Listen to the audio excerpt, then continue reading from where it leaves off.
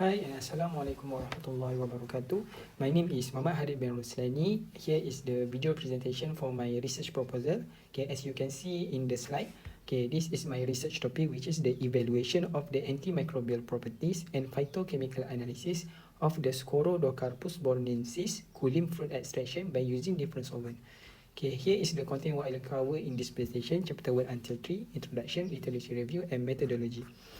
Okay, as for the research background, okay, the search for new, this research focus for the new bioactive compound in the pharmacology and natural product chemistry. Okay, what is the Scorodocarpus borneensis? It is a tropical tree that can be found in the Southeast Asia that belong to the Oleaceae family. Okay, this tree known as it has the traditional uses.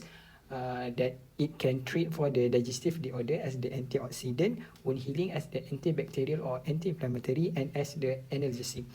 Okay, phytochemical property that usually found from the previous research, the common phytochemical compound that can be found in this Scorodocarpus borneensis is such as alkaloid, flavonoid, terpenoid, and phenolic compound. All these active compound have the antimicrobial properties. Okay, extraction, process, research objective, and methodology I will further explain in the next chapter. Okay, as for the problem statement, okay, why I want to do this lecture because lack of the scientific evidence to support the health benefits and antimicrobial properties of the Scorodocarpus borneensis.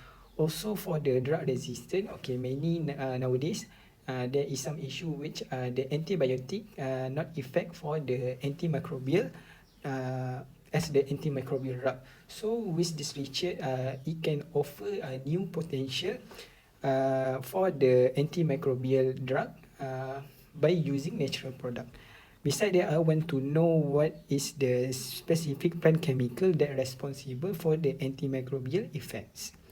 Okay, for the objective and hypothesis, okay, the main objective is to study the antimicrobial activity of Scorodocarpus borneensis KULIM fruit extraction toward the selected pathogenic bacteria and fungi. Okay, the specific objective is to compare the efficiency of the antimicrobial activity of the Scorodocarpus borneensis KULIM fruit extract by using water, DCM, and diethyl ether. So the different solvent that I will use is the water, the chloromethane, DCM, and diethyl ether. And also to identify the phytochemical compound of the Scorodocarpus borneensis KULIM fruit that responsible for the antimicrobial activity from water, DCM, and diethyl ether. So we want to know which the active compound or the phytochemical compound that responsible for the antimicrobial activity. So the hypothesis, either it's significant, they have significant difference, or there is no significant difference. Okay, as for the significant study is what benefits if I do this study. First is pharmacological and natural product chemistry. So we can do the new product, right? So we can do the new product.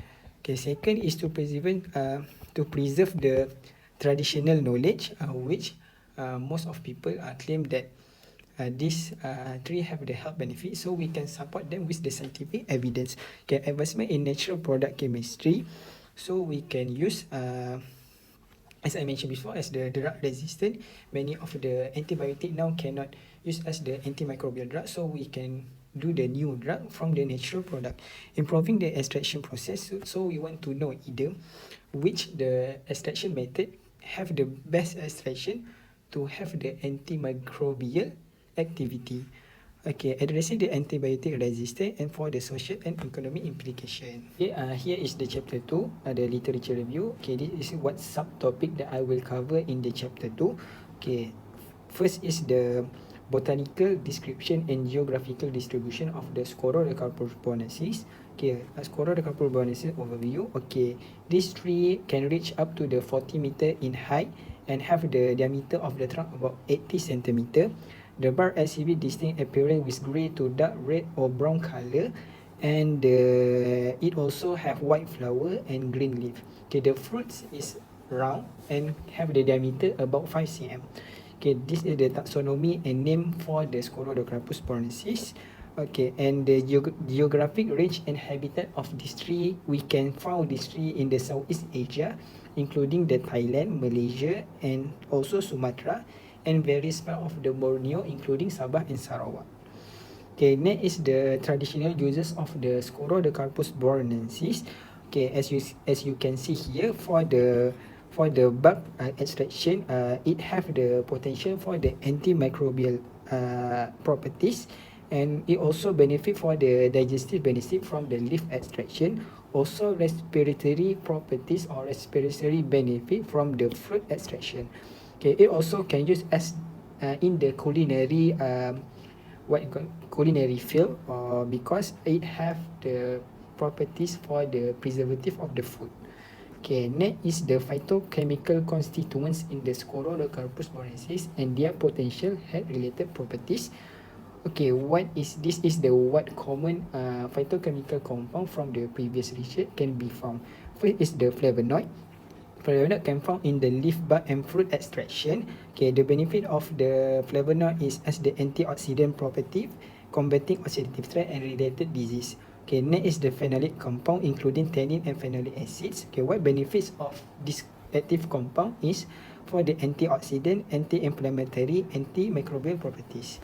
Okay, next is tannin known for their astringency used in wound healing and fighting microbes. So also can claim as the antimicrobial properties. Okay, this is the next subtopic, solvent effect and the phytochemical compound. Okay, here we want to compare. We will use three different solvent like water, dichloromethane and diethyl ether. Okay, between these three compound, it have different polarity. Okay, like water, it have high polarity, DCM semi polarity, and diethyl ether is non-polarity. So we want to know which different solvent have high level of the antimicrobial activity, and which solvent we will extract either they will extract different of the active compound, because different polarity or different solvent will have the level of the antimicrobial property, different level of the antimicrobial property, and they will also extract different type of active compound of the Scorodocarpus bornensis. Okay, next is the antimicrobial activity of Scorodocarpus bornensis extracted, including their effect on various microorganisms. Okay, from the previous research, the sulfur-containing compound in the seeds contain bismethylthiomethyl disulfide, which inhibiting various bacteria, fungi, leukemia cell, and preventing platelet aggregation. Okay, from this literature video, it can prove that this fruit extraction have the antimicrobial properties. Okay, next is the gram-negative bacteria. Okay, what I include in the literature video about the gram-negative bacteria, gram-positive bacteria, gram-negative bacteria, and fungi, because this is the selected pathogen that I will use or I will test on the antimicrobial testing. Okay, what the first bacteria that I will use is the Staphylococcus aureus. This Staphylococcus aureus has the pathogenic characteristic. It can cause various infection, including skin, soft tissue pneumonia, and bloodstream infection. Next is the Streptococcus pneumonia. Okay, this bacteria can give the infections such as pneumonia, sinusitis, and ear infection. Okay, as for the gram-negative bacteria, I choose E. coli and Klebsiella pneumonia. Okay, both this is the pathogenic bacteria, which the E. coli can cause many diseases such as urinary tract infection, meningitis, and food poisoning. Okay, for the Klebsiella, it can cause pneumonia, urinary tract infection, and various other infection disease. For fungi, I also will use the pathogenic fungi, which is the Candida albicans. Okay, this Candida albicans naturally found in the mouth, skin, and intestine, but can cause infection such as thrush and vaginal yeast infection when the body bacteria balance is disrupted. So it can lead to what we call it candidiasis. Okay, now we go to the chapter 3, which is the methodology. Okay, first is how we prepare the plant material. First, we need to get the fruit itself, the fruit of the Scorodocarpus bornensis from either from the Sabah or Sarawak, and then we will have the taxonomy identification by the Dr. Professor Rusiago at the University Kebangsaan Malaysia UKM. Okay, so we go to the next step, which is the drying process. Okay, drying process is actually we will air dry the fruit, then we grind the fruit to make them into the powder. So after we get the powder, we will store the powder into the plastic jar in the room temperature. Okay, after that, we will prepare for the crude extraction. We will use the maceration method. Okay, as you can see in this slide presentation. Okay, first, this powder. Okay, here this powder. The powder that we have been prepared, we will mix with the selected solvent, which is either the water, DCM or diethyl ether. Okay, after we mix or we macerate the powder with the solvent with the ratio 10 to 1, powder 10 and the solvent is 1. So we macerate and let it be for 1 to 3 days.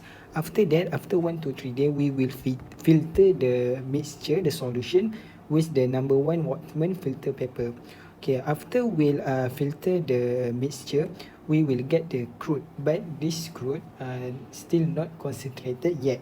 So how we want to concentrate the crude? We will use the rotary evaporator. This rotary evaporator will give us the concentrate the crude, which with the final product we will get the crude in the paste form. Okay, however, in the hot water extract, after we mix the powder and the powder with the water, we will boil the mixture for the 30 minutes. Okay, after 30 minutes, we will cool down the mixture into the room temperature. Then we will immediately filter the mixture. We don't have to wait for 1 to 3 days like the other extracts such as DCM and diethyl ether extract. Okay, next we want to continue with the twofold dilution method. Okay, the aim of the twofold dilution method is we want to get the different concentration gradient of the crude. Okay, so we can get from the 100% until 0%. Okay, next is the distribution method. Okay, how we do this method? First, we culture the agar, we culture the bacteria on the agar. Then we incubate the agar for the 24 hours. Then after that, we will put a paper dish that we have treat with the crude, the solvent. So and then we put on the agar. Then after a few days, we will see the inhibition zone. That's how we can know there is the antimicrobial activities. Okay, next we go to the phytochemical screening. So for the phytochemical screening, we just use the GCMS analysis. Okay, this phytochemical screening, we want to know the qualitative and quantitative assessment. Qualitative, we want to identify what chemical compound can be extracted from the different solvent, and quantitative, we want to know the concentration about the active compound. Okay, as for the data analysis, first is the antimicrobial activity testing. So this we just measure the inhibition zone on the agar plate. Okay, for the phytochemical analysis, as I mentioned before, we want to analyze the qualitative and quantitative analysis. Okay, as for the statistical analysis, okay, we will use the one-way analysis of variance, which is the ANOVA. Okay, this is because we want to compare three significant difference, which is the 3 different solvent.